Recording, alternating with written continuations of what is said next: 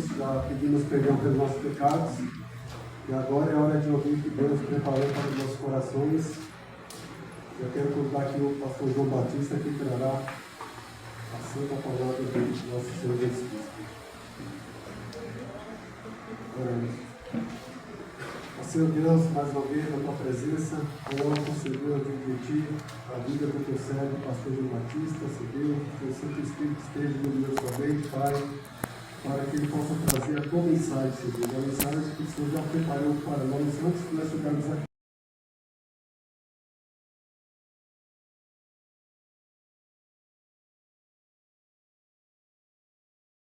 Transformar, Senhor Deus, que possamos viver essa tua palavra, Senhor Deus, quando nós sairmos dessa casa, Pai.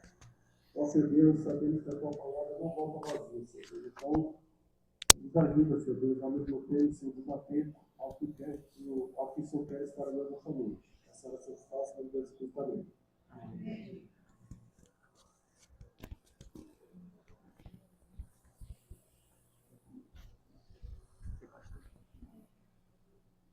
Colocar o microfone.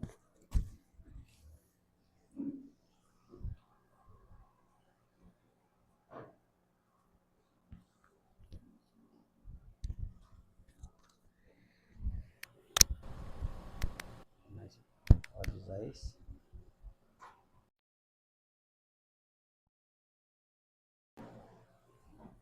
Meus irmãos amados, graça e paz da parte de Deus, amém? Amém. Vamos abrir a palavra do Senhor no Evangelho segundo escreveu São Marcos, no capítulo 4.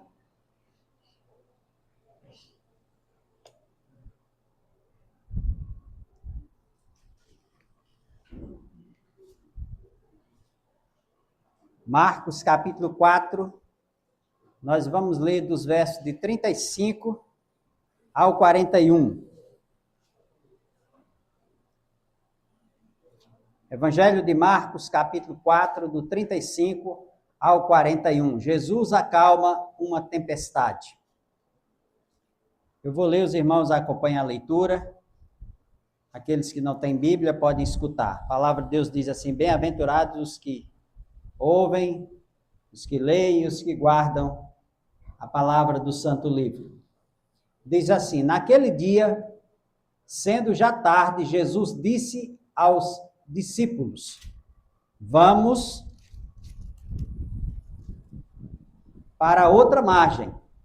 E eles, despedindo a multidão, o levaram assim como estava, no barco. E outros barcos o seguiam. Ora, levantou-se grande temporal de vento, e as ondas se arremessavam contra o barco, de modo que o mesmo já estava se enchendo de água. E Jesus estava na popa, dormindo sobre o travesseiro. Os discípulos o acordaram e lhe disseram: Mestre, o Senhor não se importa que pereçamos?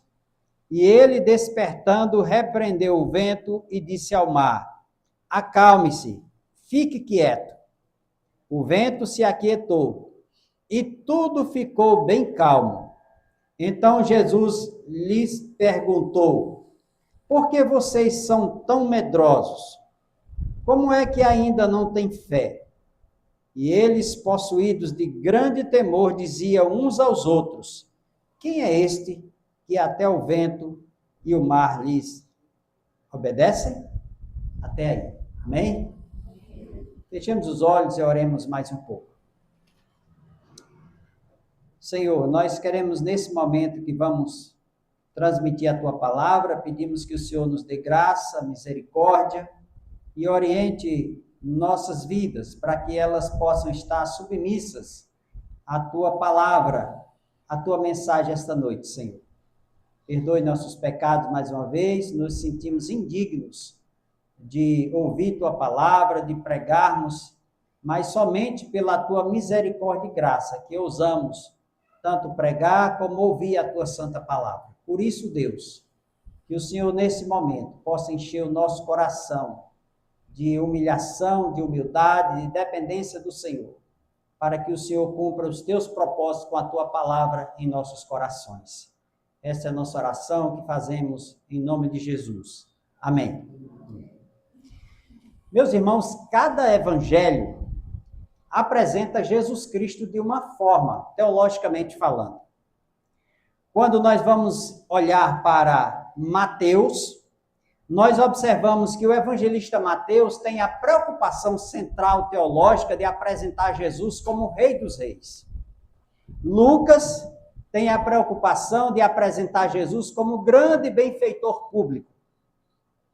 João se apresenta ou quer apresentar ou apresenta Jesus Cristo como sendo o próprio Deus.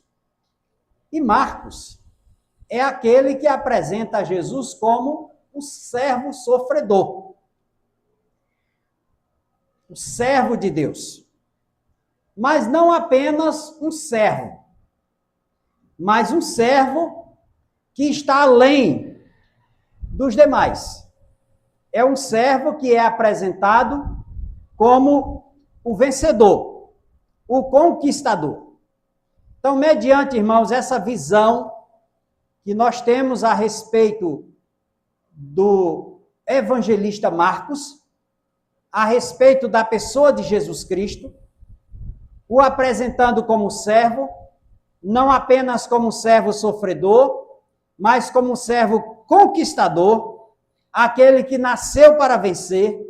Esta noite nós vamos pensar sobre justamente esse assunto. Jesus como servo conquistador. Qual é o segredo, irmãos, de início, pelo qual Marcos apresenta Jesus como servo conquistador? O segredo é simples. O segredo está no fato de Marcos apresentar a Cristo como servo de Deus, aquele que veio para cumprir plenamente a vontade do Pai. E João, entendendo muito bem isso, João escreve, irmãos, no capítulo 17, no verso 4, que a gente pode dizer que ali está o resumo da missão de Jesus, quando ele deixou a sua glória, tomou a forma humana, veio sentir nossas dores e se revela como nosso supremo e inigualável Redentor. Então, João escreve a respeito de Jesus Cristo, que a gente pode dizer que é um resumo da missão de Jesus Cristo, quando ele diz no capítulo 17, no verso 4, eu te glorifiquei na terra, consumando a obra que me deste para fazer. Então, nós observamos aqui, irmãos, que Jesus Cristo, ele é o servo de Deus, o servo que veio cumprir plenamente a vontade do Pai. Em função disso, irmãos, nós observamos que Jesus Cristo, ele é visto aqui, nessa grande porção bíblica que vai do capítulo 4 até o capítulo 5, versículo 43 de Marcos, nós observamos que Cristo é apresentado aqui como aquele conquistador, aquele que veio para vencer, e ele não foi vencido e não será vencido. Então, esta noite eu quero separar uma parte desse texto, conforme já lemos, para nós falarmos sobre justamente essa questão. Jesus como servo conquistador, como aquele que somou na sua vida vitórias incomparáveis. E esta noite nós queremos falar de forma resumida sobre a vitória, a primeira vitória de Cristo, que é a nossa vitória. É a vitória sobre o perigo. Aqui nós observamos que Jesus Cristo, nos é dito aqui pelo evangelista Marcos, no versículo 35 do capítulo 4 de Marcos, o qual nós acabamos de ler. Diz assim, naquele dia, sendo já tarde, Jesus disse aos seus discípulos, vamos passar para outra margem. Naquele dia. Que dia foi esse? Certamente, irmãos, era uma tarde de verão, em que o mar da Galileia estava se agitando aos poucos. Naquele dia, irmãos, numa tarde de verão, em que Jesus acabara de proferir várias parábolas. Se os irmãos prestarem atenção, antes desse trecho qual acabamos de ler, ele vem acompanhado de várias parábolas. Nós temos a parábola do semeador, nós temos aqui a parábola da semente, nós temos aqui Jesus falando sobre a luz, nós temos a parábola do grão de mostarda, e nós temos também a aplicação do uso dessas parábolas. Então, nós temos que, logo em seguida, após ensinar essas parábolas aos seus ouvintes, aos discípulos, a Bíblia diz que naquele dia, no dia em que Jesus acabou de ensinar, ou naquele tempo, antes de terminar o dia, em que Jesus trabalhou intensamente ensinando, pregando os valores do reino do Pai, sim, irmãos, antes de acabar o dia, foi justamente nesse dia que Jesus, ao proferir várias parábolas para os ouvintes, entre eles os discípulos, agora nos parece, e com certeza não podemos duvidar disso, agora é hora de Jesus Cristo dizer para os seus discípulos, agora vamos ver se na prática vocês obedecem a mim. Jesus, ele é aquele, irmãos, que ensina e ele aplica a prova.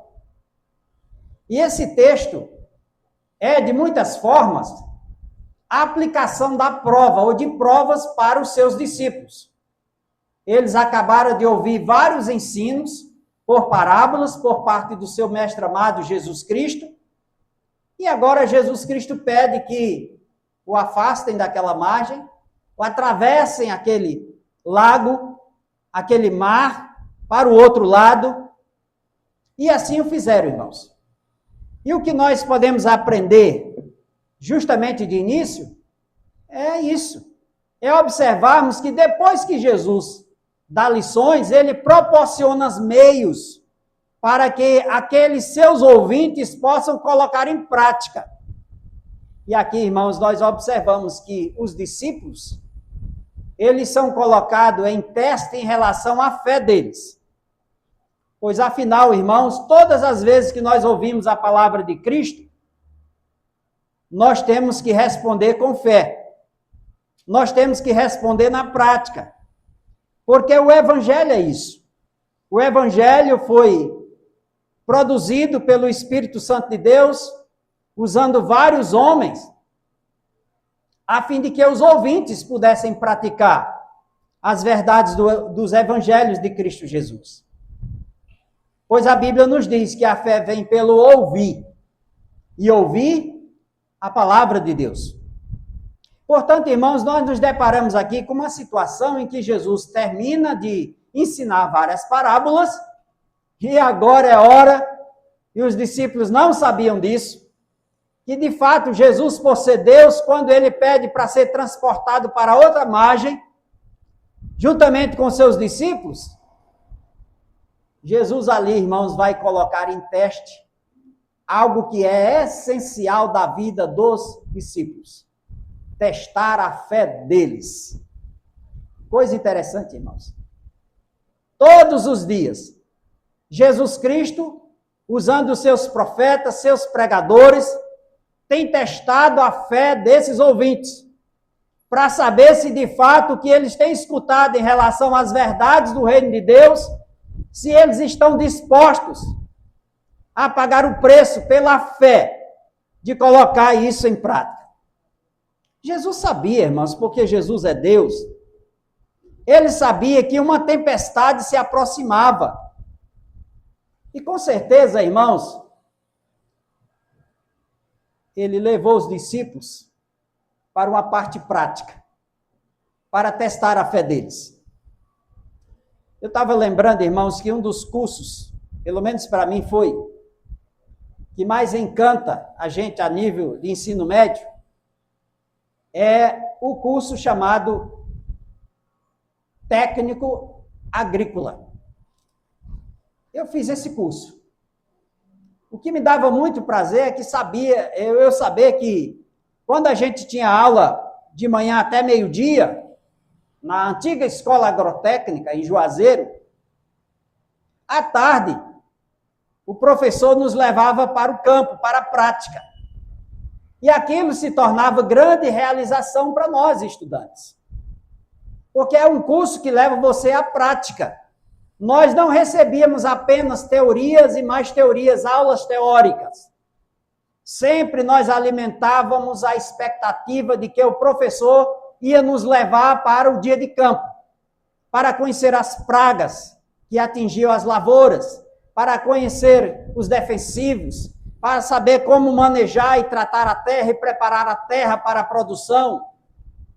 E assim, irmãos, se tornou um curso bastante prático e agradável, porque tudo da teoria nos levava para a prática e assim a gente aprendia.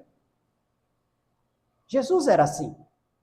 Jesus ensinava a parte teórica e proporcionava situações para que os seus ouvintes, inclusive os seus discípulos, tivessem a oportunidade de provar na prática que, de fato, eles estavam dispostos a seguir os ensinamentos do Senhor Jesus Cristo. Então, irmãos, não podemos duvidar que quando Jesus pede para atravessar aquele mar da Galileia, aquele lago com os seus discípulos naquele barco, claro que ele sabia que aquela parte que era oculta para os seus discípulos fazia parte de um responder prático com relação ao que eles haviam escutado da parte de Jesus Cristo. É possível, irmãos, nós aprendemos aqui nesse texto, que é possível confiar em Jesus durante as tempestades da vida. Esse é um ensino essencial quando a gente vai ler essa porção do Evangelho. Nós precisamos confiar em Cristo durante as tempestades da nossa vida. E quem é que nesta vida, irmãos, não passa por tempestades? Mas uma coisa é certa. Quando temos a certeza de que aquele que está nos levando a passarmos por essa situação é Jesus Cristo, nós devemos alimentar a plena certeza, irmãos, de que nós estaremos obedecendo aquele que nos chamou, e o final de tudo isso, dessa experiência, é para acrescentar graça às nossas vidas, aos nossos corações. Então, Jesus Cristo chama os discípulos, eles estão no barco com ele, eles atravessam para o outro lado, nesse movimento de travessia, irmãos, nós observamos que algo, de fato, para os discípulos, inesperado aconteceu. O que foi? Uma tempestade. E aqui nós podemos fazer um paralelo entre o enfrentamento dessa tempestade pelos discípulos e Jesus, pensando também na pessoa do profeta Jonas. Nós observamos, irmãos, que Jonas, ele viu-se em meio a uma tempestade por causa da sua desobediência a Deus.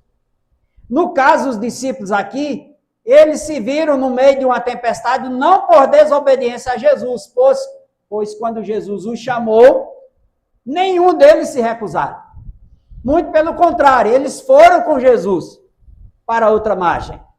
E aqui, irmãos, se estabelece a diferença. Enquanto Jonas sofreu e teve a sua vida, irmãos, colocada em risco por conta da sua desobediência, aqui nós encontramos o contrário. Os discípulos estão com suas vidas em risco, justamente por obedecer ao chamado do Mestre amado, Jesus Cristo. E aqui, irmãos, é uma prova de fé.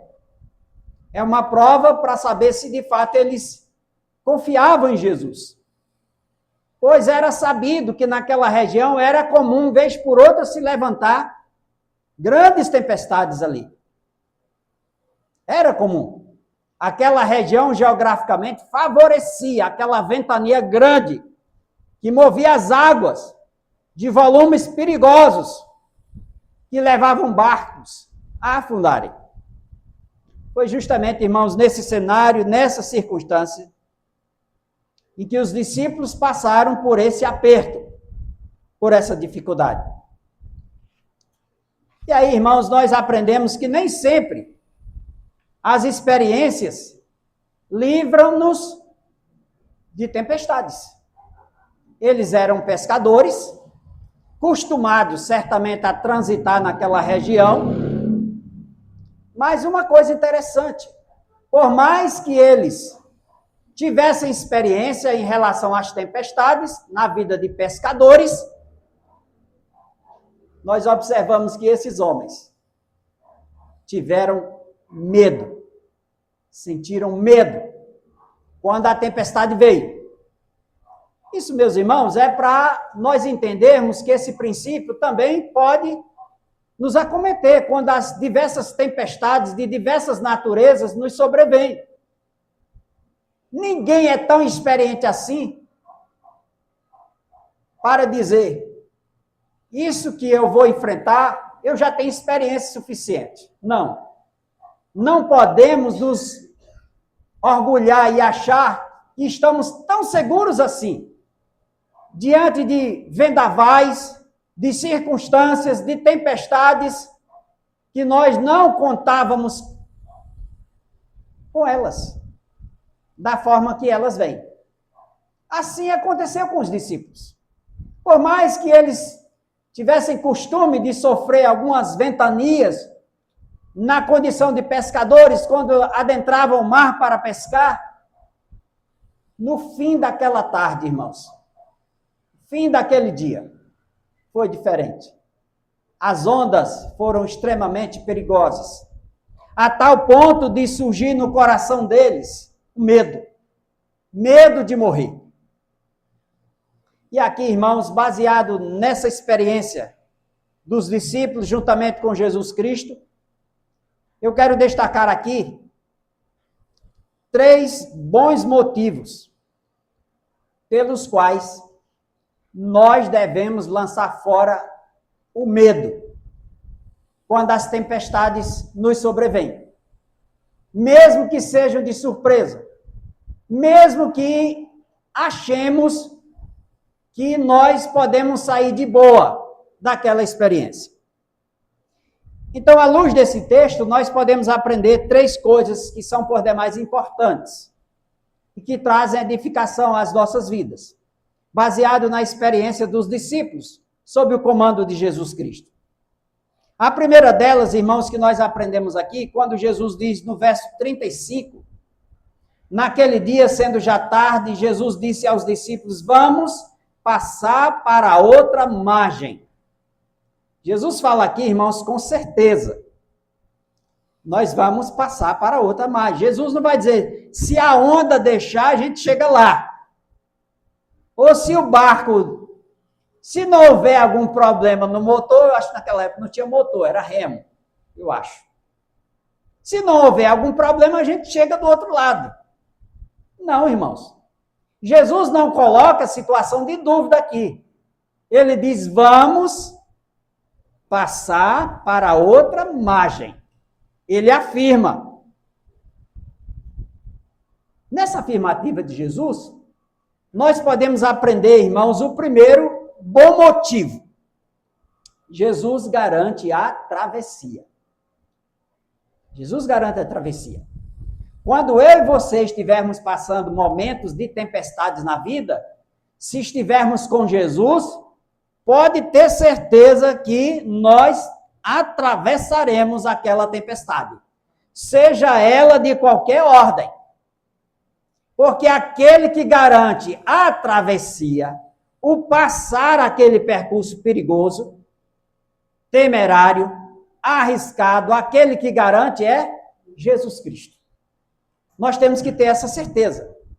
Sabe por quê, meus irmãos? Porque nada impede os planos de Jesus. Nada impede os planos de Deus. O patriarca Jó sabia muito bem disso quando disse assim, nenhum dos teus planos podem ser o quê? Frustrados. Tudo que Deus planeja, irmãos, dá certo. E Ele faz.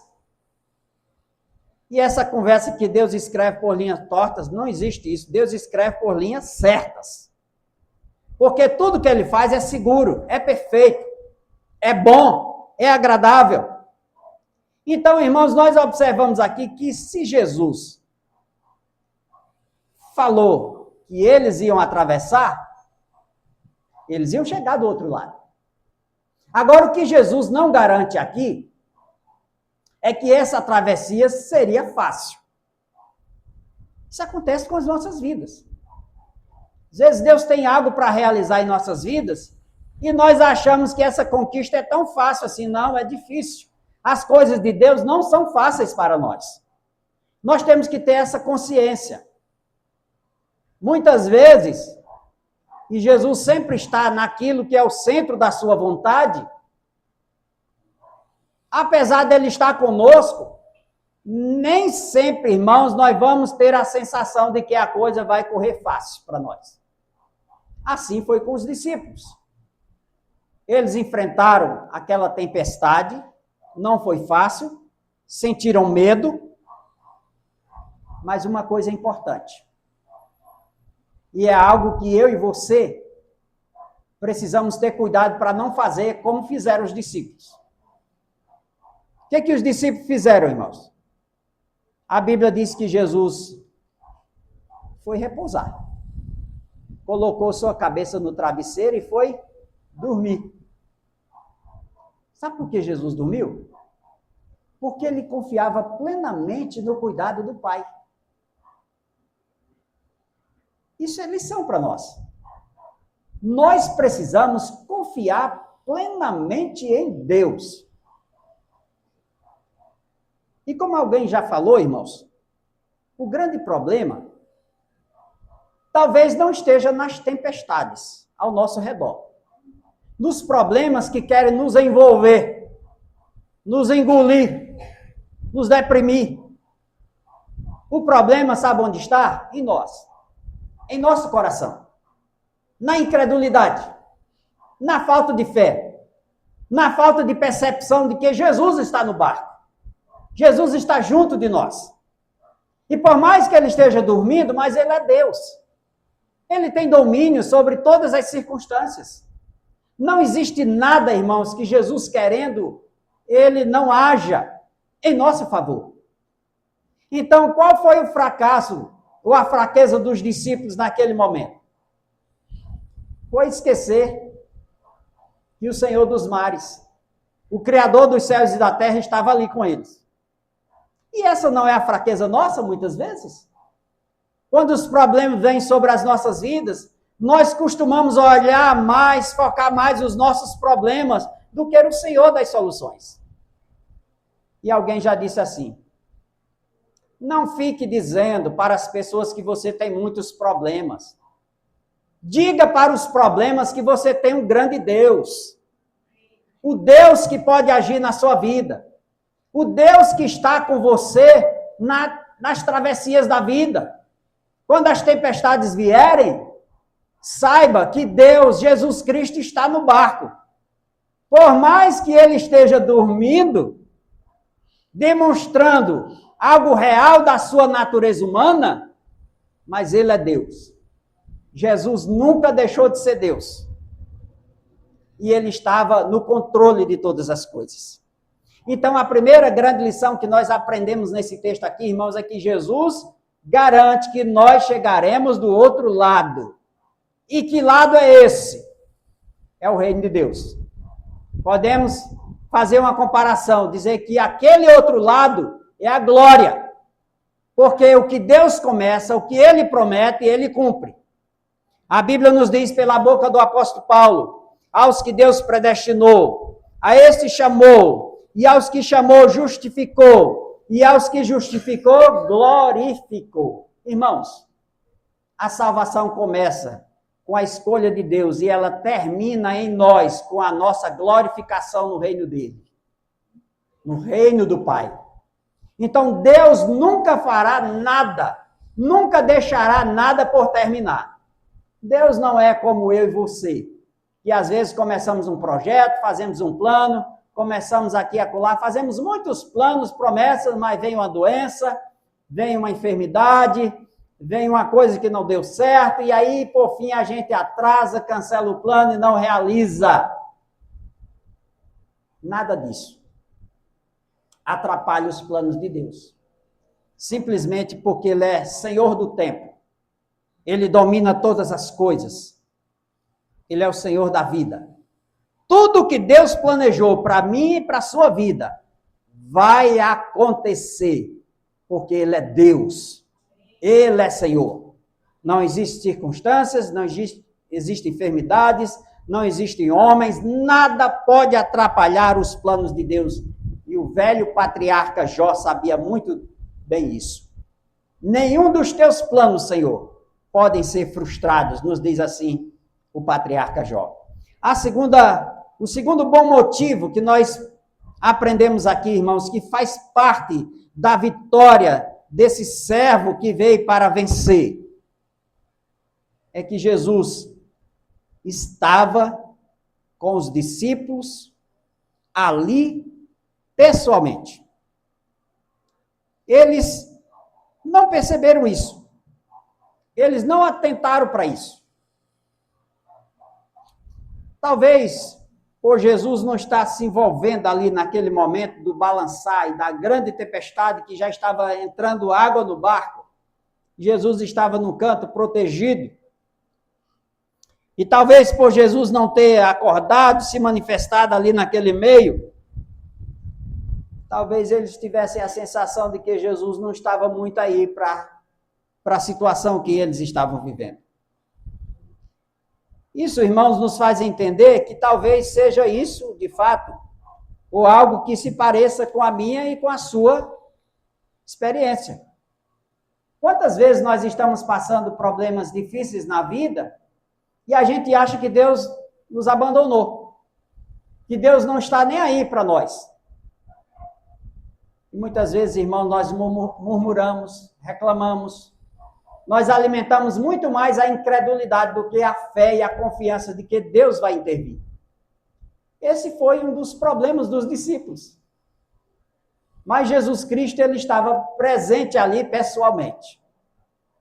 E quando eles chegaram ao mestre, acordaram o mestre e disse: tu não se importa conosco? Estamos prestes a perecer. Então Jesus Cristo, irmãos, aqui faz uma inquirição a respeito deles. Onde estão a fé de vocês? Homens de pouca fé. Incrédulos.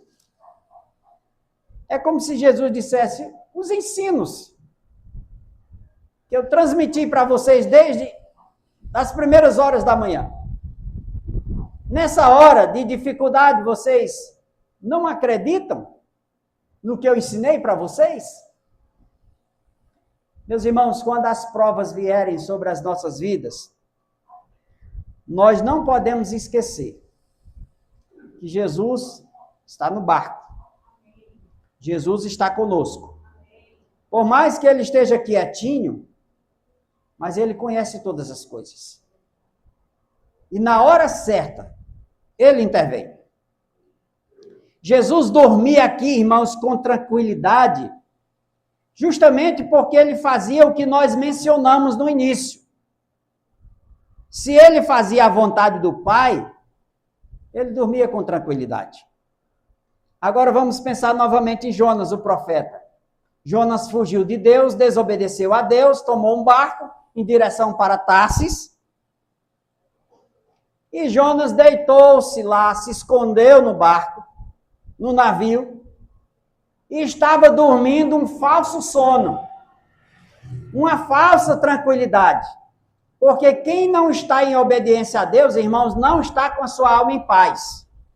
Quem fuge da missão de Deus, não está em paz, porque está em desobediência a Deus.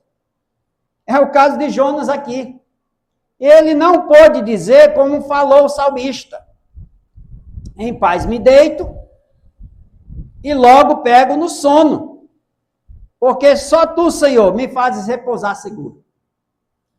Por conta da desobediência de Jonas a Deus, ele estava dormindo um falso sono. Ele não estava em paz. Então, irmãos, o problema aqui em relação a essa experiência dos discípulos, não estava nas ondas, não estava na tempestade, mas estava no coração dos discípulos. O problema da tempestade enfrentada por Jonas estava no fato dele ser uma pessoa desobediente a Deus. Por isso que Jesus aqui, ele questiona a fé dos seus discípulos, homens de pequena fé. E Hebreus capítulo 12, versículo número 13, diz assim, para nós, irmãos. Aliás, Hebreus 3:12. Tenham cuidado, irmãos, para que nenhum de vocês tenha um coração mau e descrente, que se afaste do Deus vivo. Então, essa palavra do escritor aos Hebreus é para que nós também cuidemos do nosso coração, para que o nosso coração não seja incrédulo, a tal ponto de que, quando vierem os problemas da vida, as tempestades, a gente deixe de confiar e de perceber que Jesus está presente. Então, o escritor aos Hebreus, ele é usado por Deus para advertir os irmãos daqueles dias e a nós também, meus queridos irmãos. Então, aqui, finalizando essa primeira parte dessa sessão relacionada ao servo vitorioso que é Jesus Cristo, vitória sobre o perigo, nós queremos fazer algumas aplicações finais para encerrar a nossa mensagem. E a primeira delas é: a vitória sobre o medo mortal vai se dar, irmãos, quando nós crermos que aquele que nos chama para o outro lado é fiel em cumprir o que ele promete. Então, é dever meu e seu não duvidar das promessas de Deus. É nosso dever crer naquilo que Deus nos fala em sua palavra. Quando estivermos lendo a Bíblia, vamos ler com esse sentimento e com espírito de oração. Senhor, fala ao meu coração. O que esta palavra tem a ver comigo? Então, quando nós abrimos a Bíblia, quando nós escutamos as Escrituras, nós devemos dizer diante de Deus em oração: Senhor, fala, porque o teu servo ouve, e o teu servo está ouvindo para praticar. Essa é a primeira aplicação final que a gente não pode esquecer. A segunda: Cristo promete estar conosco,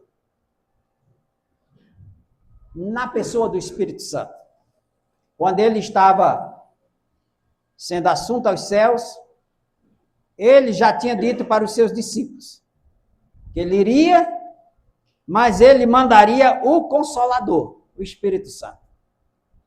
Ele diz: eu vou mandar o outro. Se eu não for, o outro não virá. Esse outro, irmãos, não é o que o Espiritismo diz. Porque o Espiritismo diz assim: esse outro somos nós, os espíritas. Nós viemos trazer a consolação para as pessoas desesperançosas ou desesperançadas. Não, irmãos. Quando Jesus se refere, eu mandarei o outro, ele se refere ao Espírito Santo. Não é a um líder religioso que iria nascer, criar uma nova religião para trazer uma consolação, uma suposta consolação para os outros. Então, a consolação para a humanidade não é Allan Kardec, não é Calvino, não é Buda. Não é. A consolação para a humanidade é Jesus Cristo. A consolação para a humanidade é o Espírito Santo de Deus. O outro prometido por Jesus com o mesmo poder em essência e em existência. Porque o Espírito Santo é o próprio Jesus e é o próprio Deus. Então, esse outro nos originais significa aquele que tem o mesmo poder, que é o mesmo em existência e em essência. É o Espírito Santo de Deus. Então, irmãos, Cristo prometeu estar conosco. E ele disse aos seus discípulos e também diz à sua igreja: eu estarei convosco até a consumação dos séculos. Então, meus irmãos, o Espírito Santo de Deus está com sua igreja e ele está aqui para poder converter os corações do pecado e da justiça de Deus. O Espírito Santo de Deus é quem faz a aplicação dessa palavra anunciada, pregada. Ele é quem tem o poder de transformar a nossa natureza, de gerar em nosso coração a verdadeira fé. É o Espírito Santo de Deus quem faz isso.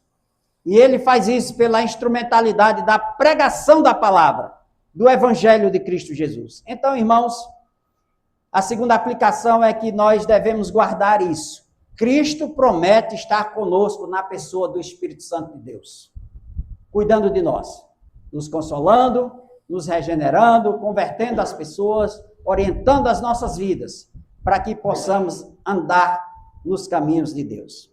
E a última aplicação é que ele nos transmite a perfeita tranquilidade. Jesus, por ocasião daquela tempestade, Jesus estava fazendo o quê, irmãos? Dormindo. Tranquilo, com serenidade.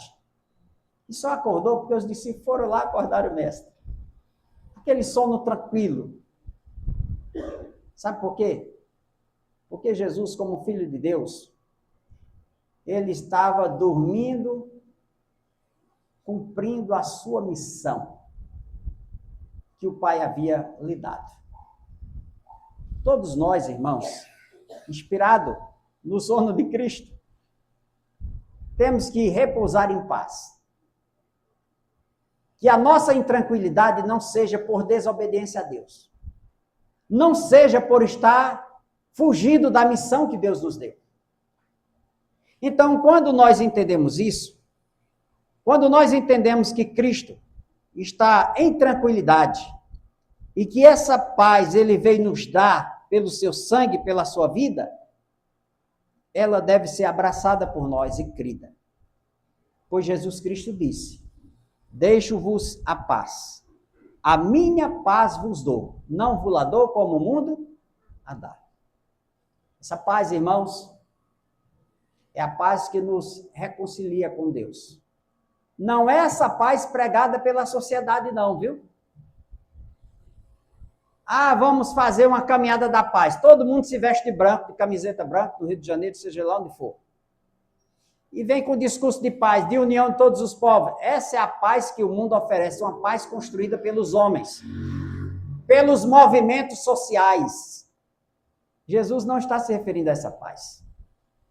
Jesus está falando de uma paz que foi feita através da sua vida, do seu sangue. Sabe por quê, irmãos? Porque nós éramos inimigos de Deus. Nós só nos tornamos amigos de Deus através da morte do seu Filho Jesus Cristo. Então, Cristo é a nossa paz. Ele é aquele que veio nos reconciliar com Deus. E o Evangelho pregado por Cristo, e o Cristo pregado, que é o próprio Evangelho, ele é a nossa paz. Por isso, meus irmãos, que essa paz que ele manifesta aos seus discípulos: deixo-vos a paz, a minha paz vos dou, não a dou como o mundo a dá. Então o mundo está aí oferecendo paz, tranquilidade. E o conceito de paz do mundo é totalmente diferente do conceito do Evangelho. Sabe por quê, irmãos? Para finalizar. Porque a melhor coisa que o homem pode ter na sua vida é paz com Deus. Paz com Deus. Se você tem paz com Deus, você dorme tranquilo. Se você tem paz com Deus, as pessoas podem levantar calúnias, acusações contra você, mas a verdade e a justiça será feita no final. Sabe por quê, irmãos? Porque a paz com Deus, ela rege a nossa consciência, a nossa tranquilidade. Então, nós precisamos aprender, essa é a última aplicação prática da nossa mensagem esta noite. Ele nos transmite perfeita tranquilidade, a perfeita paz. E foi justamente, irmãos, essa tranquilidade diante daquela tempestade que, com certeza, levou os discípulos a essa admiração. Quem é esse que até o mar lhe obedece? Como Jesus repreendeu aquela tempestade e o mar se aquietou. Jesus, ele é aquele que tem o poder de repreender as minhas e as suas tempestades, para que a nossa alma goze de quietude, segundo o que ele ordena na sua palavra. Então, essa é a mensagem de Deus para o meu, para o seu coração essa noite. Que eu e você nos aquietemos e aprendamos que, por mais que nós passemos tempestades nessa vida, se nós confiarmos que Jesus está conosco, a paz reinará em nossas vidas.